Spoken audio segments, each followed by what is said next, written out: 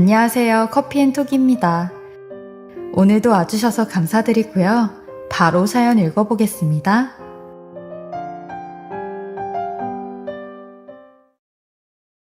안녕하세요. 저는 45살 남자이고 중소기업에 다니다가 회사가 어려워지면서 권고사직을 받고 현재는 택배 일을 하고 있는 다둥이 아빠예요.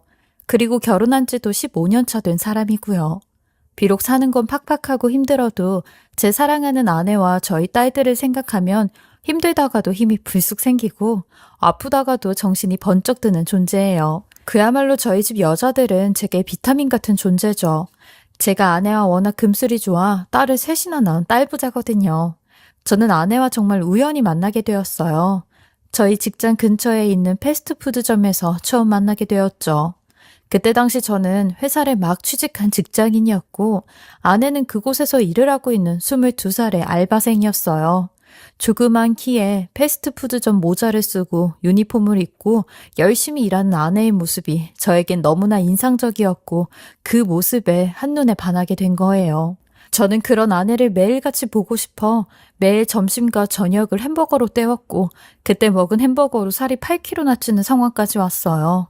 제 성격이 워낙 소심해서 아내에게 말 한 번 건네지 못하고 몇 개월째 그냥 손님과 알바생으로 만났는데 몇 개월이 지나고 나니 아내가 먼저 제게 아는 척을 해왔어요. 방긋 웃으며 제게 서비스적인 미소를 보여주는데 그 미소가 진심이 아니라고 해도 아내가 절 향해 웃어주었다는 그 사실에 마냥 기분이 좋아 그때 처음으로 대화다운 대화를 해보았어요. 아내는 제가 잘 먹는 메뉴를 말하며 안녕하세요. 또 오셨네요. 오늘도 치즈버거에 패티 한 장 추가하시는 거 맞으시죠? 하루에 2번씩 오셔서 매일 같은 메뉴만 시키시니까 기억이 안 날 수가 없어서요.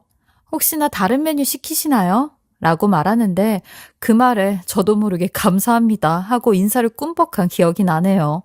나중에 아내에게도 비하인드 스토리를 얘기해 주었는데 아내가 절 기억해 준 것만으로도 너무 고마워 감사하단 말을 했었다고 했죠.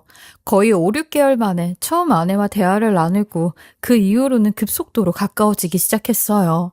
저는 아내에게 전화번호까지 주고 데이트 신청까지 하게 되었죠. 장작 1년이란 시간 동안 아내를 짝사랑하던 제가 꿈만 같은 연애를 시작하게 된 거죠. 아내는 집이 어려워 대학 진학을 포기하고 20살 때부터 계속 알바를 했다고 했어요. 그래서 본인이 버는 돈으로 집안 생활비랑 편찮으신 아버지 병원비는 전부 다 보탠다고 했어요. 그 말을 들으니 아내의 모습에서 왜 강인함이 느껴졌는지 알 수가 있었죠. 가끔씩 돈이 부족할 때는 야간 알바까지 한다고 했어요. 한 번은 이런 아내가 안쓰러워 제가 돈을 좀 보태주려고 했는데 아내는 이런 제게 정색을 하며 태규 씨가 날 생각해주는 마음은 잘 아는데 이 돈은 못 받을 것 같아요. 우리가 아직 결혼한 사이도 아니고 연애하는 연인 사이인데 태규 씨가 힘들게 번 돈을 왜 우리 아빠 병원비에 보태려고 해요. 제가 할 수 있는 데까지 하고 싶어요. 이거 가져가세요. 라고 하더라고요. 저보다 6살이나 어린 아내에게 부끄러워지는 순간이었고 이런 아내와 점점 깊은 사이로 발전할수록 왠지 모르게 난 이 여자랑은 결혼할 것 같다 라는 확신이 들었어요. 그리고 정말 결혼을 하게 되었죠. 비록 아내의 혼전 임신으로 결혼을 하게 되었지만요. 아내의 혼전 임신으로 저는 부모님께 여러 번 등짝을 맞았고 아내 또한 저희 부모님께 고개를 못 들었지만 이렇게 된 거 어쩌냐고 저희 부모님도 결혼을 허락해 주셨어요. 그리고 아내의 집엔 인사드릴 분이 누워 계신 아버님밖에 없었어요. 아버님은 뇌졸중으로 쓰러지신 지 10여 년 정도 되셨고 아내의 어머니는 아버님과 이혼하시고 연락 두절된 지 오래라고 했거든요. 그리고 아내와 5살 차이 나는 여동생이 한 명 있었고요. 그때 아버님을 처음 뵈었는데 말씀은 못하시고 듣기만 하시면서 하염없이 눈물을 흘리시더라고요. 그 모습에 아내를 꼭 행복하게 해줄 테니 아무런 걱정하지 마시라며 손을 꼭 잡아드렸어요. 그렇게 저희는 아내가 배가 부르기 전에 식을 올렸고 몇 개월 뒤 딸이 태어났어요. 아내 웃는 눈을 꼭 닮은 딸이었죠. 아내는 출산을 하고 딸을 돌봐야 했기에 다니던 알바는 다 그만두고 집에서 집안일을 하기 시작했어요. 그래서 제가 더 열심히 돈을 벌어야 하는 상황이었죠. 잘리지 않기 위해 내 가족을 먹여 살리기 위해 직장 상사의 비위를 맞추며 정말 더럽고 치사한 짓까지 하며 악바리처럼 버텼어요. 술 상무는 물론 주말엔 상사 가족 대리운전까지 해주었으니까요. 사실 제가 총각 때 여러 동호회 활동을 하곤 했는데 그 동호회 활동도 전부 다 중단을 하고 오롯이 제 아내와 딸을 위해 희생을 하였습니다. 사이클 동호회, 낚시 동호회를 하고 있었는데 회원들이 좋은 사이클을 바꿀 때마다 좋은 낚싯대를 살 때마다 저는 그걸 살 경제적 능력이 안 되니 그만두는 게 맞다고 생각을 했어요. 꼴에 자존심은 있어서 돈이 없어서 그만둔다는 말은 못하고 시간적 여유가 없고 가족들이랑 더 많은 시간을 보내고 싶단 말로 동호회를 잠깐 쉰다고 했죠. 저희 집이라도 잘 살았으면 집에서 도움도 좀 받고 그랬을 텐데 저희 집도 그닥 넉넉한 형편이 아니라 온전하게 제 힘으로 살아야 했죠. 그리고 한 집안의 가장이라면 이렇게 사는 게 맞는 거라 생각했어요. 하지만 아내는 아직 나이가 어려서 그런가 한창 밖에서 생활을 할 나이에 집에서 쭉 늘어난 티셔츠를 입고 하루 종일 아이를 봐야 하는 걸 많이 힘들어했어요. 그래서 자주 우울하다는 말을 많이 했었죠. 어린 나이에 안쓰럽기도 하여 이런 와이프를 위해 1년에 한 번씩 처제와 함께 동남아로 여행도 보내주곤 했습니다. 솔직히 저는 자판기 커피 하나 뽑아 먹는 것도 아까워 커피 대신 물을 마시고 버스값도 아끼려고 걸어 다녔어요. 남들은 제게 궁상 맞다고 할지언정 내 아내와 내 자식은 왕비 공주처럼 살게 해주고 싶었거든요. 그리고 제가 이렇게 아내에게 잘해주면 아내도 제게 잘했어요. 이런 게 부부의 이심전심이었겠죠. 그리고 그럴 때마다 저희는 사랑을 나누면 어김없이 아내가 임신이 되었어요. 큰아이를 낳고 딱 2년 만에 또 아이가 생긴 거죠. 그리고 또다시 2년 만에 셋째가 생겼고요. 매년마다 부부 사이가 더욱 좋아진 것도 있었지만 산부인과에선 아내의 나이가 어리니 임신도 잘 되는 거라고 하더라고요. 조심을 한다고 했는데도 그럴 때마다 임신이 되어버리면 저희 부부 입장에선 조금 난감한 상황이었죠. 아내가 셋째를 가졌을 때 제게 한참을 망설이며 막막한 표정으로 말을 하기 시작하는데 여보, 우리 형편도 많이 힘들고 당신 혼자서 돈 벌잖아. 혼자 돈 버는 거 힘드니까 우리 셋째 아이는 포기할까? 나 정말 생각 많이 하고 당신한테 어렵게 얘기하는 거야. 라고 하는데 전 그 말에 가슴이 떨려왔어요. 아내가 저 얘기를 하기까지 얼마나 힘들었을까 하는 생각이 들어 안쓰럽기도 하고 가엾기도 했거든요. 저는 그런 아내의 손을 꼭 잡으며 자기야, 이왕 이렇게 된 거 다둥이로 애 키우자. 다둥이 부모면 국가에서 혜택도 좀 받고 감면되는 부분도 좀 있잖아. 내가 더 열심히 뛰어다닐 테니까 우리 셋째 낳아서 키우자. 라고 하니 제 말에 아내도 오열을 하며 사실 나도 우리 애기 너무 키우고 싶었는데 라며 말까지 잊지 못하고 꺽꺽거리며 고맙다고 하더라고요. 잠깐 딴 생각을 한 본인을 용서하라며 참회의 눈물을 흘렸죠. 그렇게 아내는 셋째까지 무사히 잘 낳았고 저는 딸을 셋이나 둔 어엿한 딸부자 아빠가 되었어요. 요즘은 아들보다 딸이 많은 집이 더 행복하다고 하는데 정말 그럴만도 한 게 저희 집은 항상 웃음이 끊이질 않는 집이었어요. 딸들이 워낙 애교도 많고 사근사근해 그냥 보고만 있어도 아빠 미소가 절로 나오는 그런 나날이었죠. 제 동창 친구들 부부 모임에서도 단연 저희 부부는 친구들에게 부러움을 받는 존재였고 모범이 되는 부부였어요. 친구들의 와이프는 제 와이프를 부러워하고 제 친구들은 저의 남성다운 진면목에 대해 부러워했어요. 도대체 혼자서 뭘 그렇게 좋은 걸 다 챙겨 먹냐고요. 같이 좀 먹자고 하는데 저는 딱히 먹는 것도 없다고 했어요. 그러니 제 친구놈들 중 제일 똑똑한 비뇨기과 의사 친구놈이 야야, 저런 건 다 타고나야 돼. 나도 비뇨기과 의사지만 약은 말 그대로 건강을 보충해줄 뿐이고 저렇게 타고나는 건 못 따라간다. 다들 아서라. 라는 말로 배꼽이 빠지게 웃곤 했네요. 하지만 이렇게 행복하고 남부러울 것 없던 저희 부부와 저희 집에도 한순간에 평화가 깨져버리는 일이 생기게 되었습니다. 평생토록 이렇게 행복할 줄 알았는데 그건 단지 저만의 착각이었던 걸까요? 저희 가족이란 단단한 바위에 한 줄 금이 가게 되는 일이 생겼어요. 제가 직장 생활한 지 10년 만에 권고사직을 받게 된 겁니다. 그렇게 직장 상사들에게 비위를 맞추고 알랑방귀를 끼며 자존심까지 다 버리고 사회생활을 해왔는데 권고사직 앞에선 아무도 제게 도움을 주지 않더라고요. 마치 본인들 차례가 아니었다는 안도감에 저를 아주 매정하게 버려버렸어요. 저는 저희 큰딸 10살, 저희 둘째 딸 초등학교 입학을 하던 그 해에 직장에서 잘리게 되었습니다. 근데 문제는 제가 직장에서 잘리게 되니 아내와도 사이가 멀어지기 시작했어요. 제가 한 5, 6개월 정도 집에서 일자리를 알아보며 하루 종일 아내와 같이 시간을 보냈는데 아내는 아주 몸을 비틀어대며 싫은 티를 팍팍 내더라고요. 아이를 셋씩이나 낳고도 저희 부부 사이는 항상 사랑을 나누는 부분에 대해선 마르지 않는 샘물 같았는데 그 샘물마저 말라버렸죠. 이런 아내에게 매우 실망을 했어요. 내 한 몸 바쳐 10년을 뒤도 옆도 안 돌아보고 앞만 보며 달려왔는데 돌아오는 대우는 이런 대우뿐인 거죠. 그래서 이때 정말 많이 싸웠어요. 사실 맘 같아선 10년 동안 일만 해왔으니 한 1년 정도는 쉬면서 쉬엄쉬엄 일자리를 알아보고 재취업하려고 했는데 아내의 닭달로 마지못해 닥치는 대로 막노동, 고깃집 숯불관리, 주차요원 등 알바로 몇 가지 일을 했어요. 그러다 정말 운이 좋게 아는 지인이 했던 택배 일을 받아서 하게 되었죠. 이 택배 일이 제가 하는 만큼 열심히만 하면 하는 족족 돈을 벌 수 있다고 하여 이 점을 장점으로 여겨 정말 열심히 했어요. 근데 이런 저의 모습에 아내나 딸들은 절 부끄러워하기 시작했죠. 딸들도 지 엄마랑 붙어있는 시간이 많으니 아내의 영향을 받는 것 같았어요. 왜 밀가루에 물 한 방울 딱 떨어뜨리면 서로 확 붙잖아요. 마치 저희 아내와 딸들이 그런 밀가루 같았어요. 심지어 아내가 처제와 전화 통화하는 내용을 제가 우연히 들었는데 아내는 침까지 튀어대며 열변을 토하더라고요. 얘 착하기만 하면 뭐하니? 살아보니까 착한 게 다는 아니더라. 남자는 돈이 있어야 돼. 나도 결혼하기 전에 이 남자 저 남자 다 만나고 다녔잖냐? 근데 그나마 네 형부가 제일 나은 사람이어서 결혼한 건데 딱 10년 살고 보니까 네 형부도 빈털터리에 지금은 택배일 하고 다니잖냐? 아유, 이래서 남자는 이놈 저놈 별놈들 다 만나봐야 된다니까? 너도 결혼을 그렇게 하란 말이야.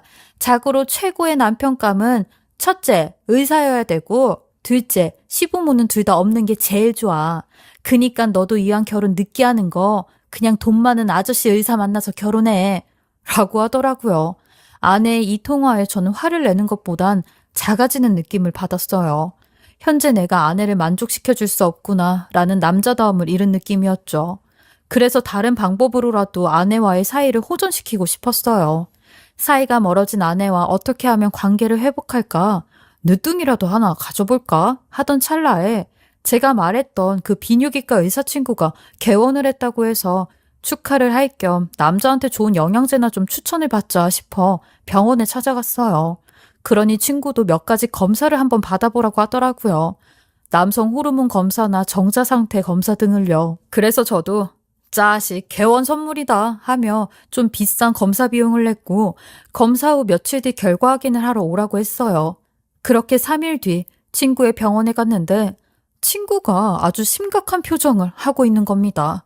저는 친구의 표정으로 뭔가 심상치 않다는 기운을 느꼈고 뭐가 안 좋은 거냐고 물었어요. 그러니 친구가 절 보고 충격받지 말라며 태규, 너 무정자증이야 라고 하는 겁니다. 그 말을 듣자마자 온 땅이 흔들리는 기분이 들었어요. 그럼 대체 내 딸들은 내 애가 아닌 거냐고 흥분을 하며 말을 했죠. 그러니 친구는 야야 흥분하지 말고 들어봐. 네가 애초부터 무정자증이 아닌 2차성 불임일 수도 있어 라고 말을 하더라고요. 2차성 불임은 실제로도 과거에 임신을 시킨 적이 있는 경우를 말하는 거야. 근데 지금 네가 무정자증이란 말은 예를 들면 공장에서 나오는 수송로가 틀어막혀진 거지. 그러니까 한마디로 길이 막힌 거야. 그래서 무정자일 가능성이 큰 거지. 왜 그런지는 원인에 따라 좀 달라. 암튼 너 엄한 재수씨 잡지 말고 일단 흥분 좀 가라앉혀라. 나도 이거 알고 너한테 어떻게 말해야 되나 엄청 힘들었다. 라고 하는데 그렇게 전 친구의 말을 듣고 집으로 돌아오는 길에 몇 번이나 사고가 날 뻔했어요. 맨정신으로 도저히 이 상황을 이해할 수 없었죠. 만약 친구놈의 말이 맞다면 세 딸 모두 내 자식이 맞긴 한 건데 왜 자꾸 이상한 생각이 드는지 한번 시작된 의심의 씨앗은 점점 커져만 갔어요. 그리고 저는 떨칠 수 없는 불안으로 세 딸의 친자검사를 아내 몰래 진행하기로 했어요. 이걸 하지 않으면 저 혼자 미칠 것 같았거든요. 괜히 딸들 얼굴만 봐도 의심이 들고 아내의 얼굴만 봐도 돌아버릴 것 같았어요. 그래서 제 스스로 그걸 방지하려고 확실하게 하고 싶었습니다.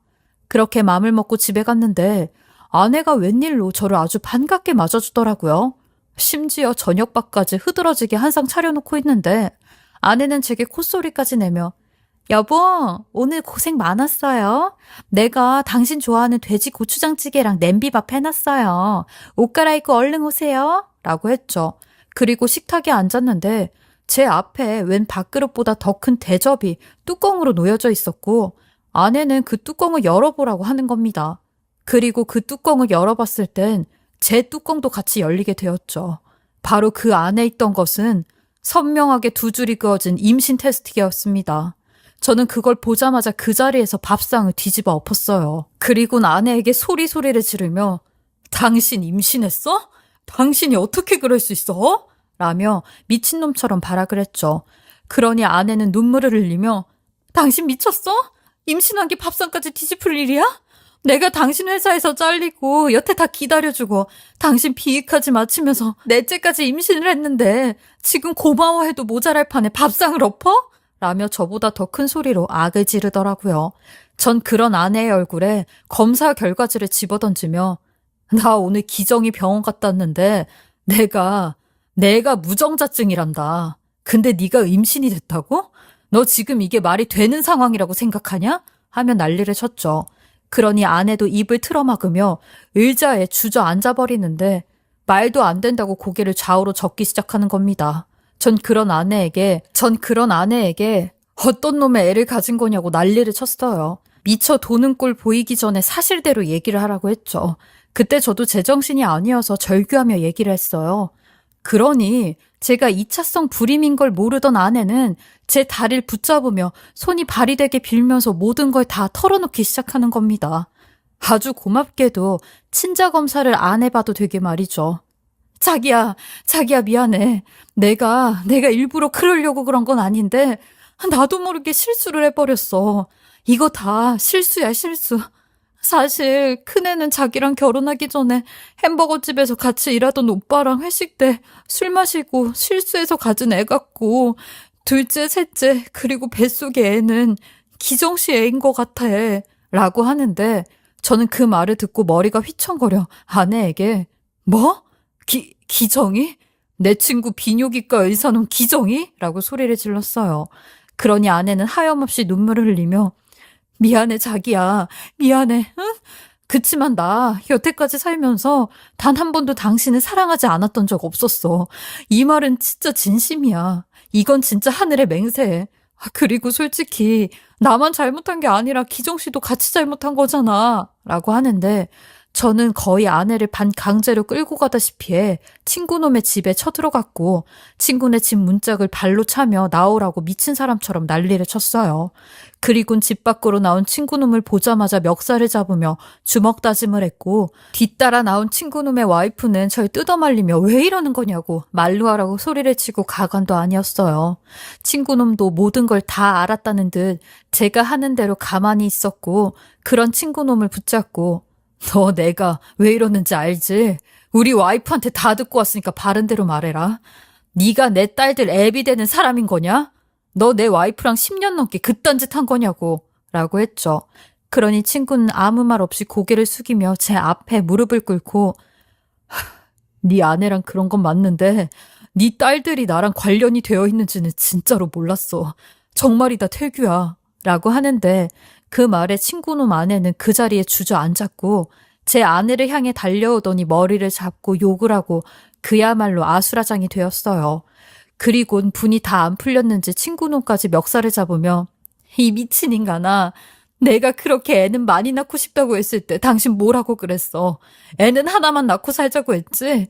근데 나한테 그렇게 말해놓고 밖에 나가서 씨를 뿌리고 다녀? 라는데 저는 그 모습을 뒤로하고 넋이 빠진 사람 마냥 집으로 돌아와 짐승처럼 물어댔어요. 딸들도 제가 우는 소리에 놀라서 지 엄마를 찾아댔고요. 그제서야 이 모든 퍼즐이 맞춰지는 듯 했어요. 제가 직장에 잘려 한 6개월간 집에서 생활을 할 때 아내가 몸을 비틀며 답답해했던 것도 지가 나가서 딴짓을 하지 못하니 그랬던 거고 처제한테 의사를 만나 결혼을 하라고 했던 것도 다 지가 하고 싶었던 걸 못하니 그랬던 거였죠. 그리고 전 이런 아내에게 씌어도 뭔가 단단히 씌어버린 거죠. 그제서야 모든 정신이 번쩍 차려진 것 같았어요. 이제와 생각해보니 이 여자 요물도 이런 요물이 없더라고요. 전 바보 등신같이 이런 아내에게 제 인생을 바쳤고 아내와 사이가 멀어졌을 때도 아내를 만족시켜주려고 매사에 열심히 살았으니 말이죠. 그리고 제 잘못이 있다면 이런 여자를 너무 많이 사랑했고 제 딸들을 너무 많이 사랑했다는 게 제 잘못인 거죠. 이런저런 후회와 과거 생각을 하니 화보단 눈물이 났고 그래서 배신감에 짐승처럼 울부짖었는지도 몰라요. 그리고 한참 뒤 집에 돌아온 아내는 애들 보고 잠깐 나가 있으라며 제가 있는 안방으로 돌아와 싹싹 빌기 시작하는데 이 여자 뻔뻔한 게 거의 무슨 낚아죽이 없는 사람처럼 얘기를 하네요. 여보, 우린 서로 사랑했잖아요. 그쵸?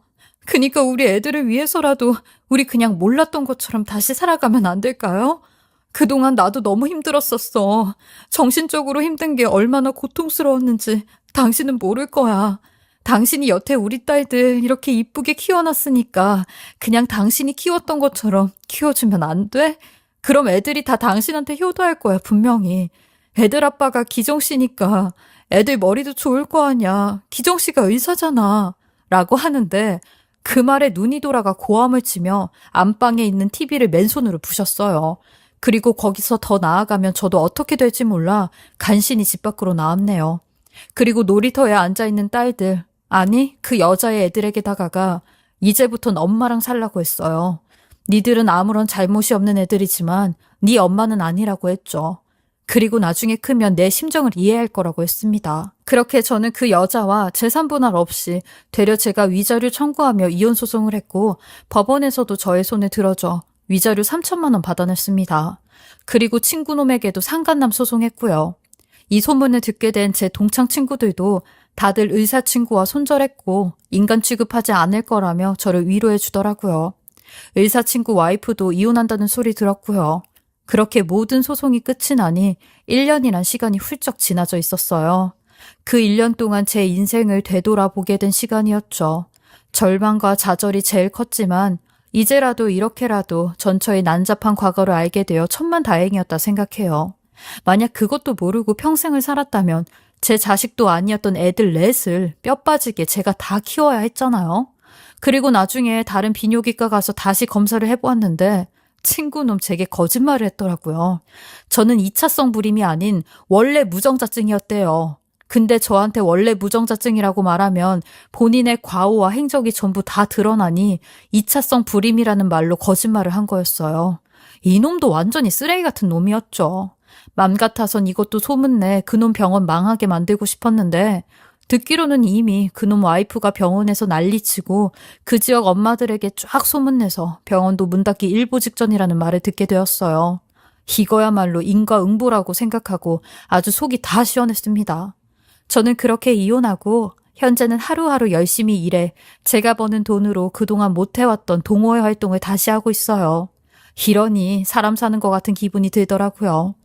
비록 남자로 태어나 내 자식, 내 가정을 이루지 못했지만 현재로서는 지금의 삶이 너무나 만족해 행복하기만 합니다. 제 긴 이야기 들어주시고 읽어주셔서 감사하고요.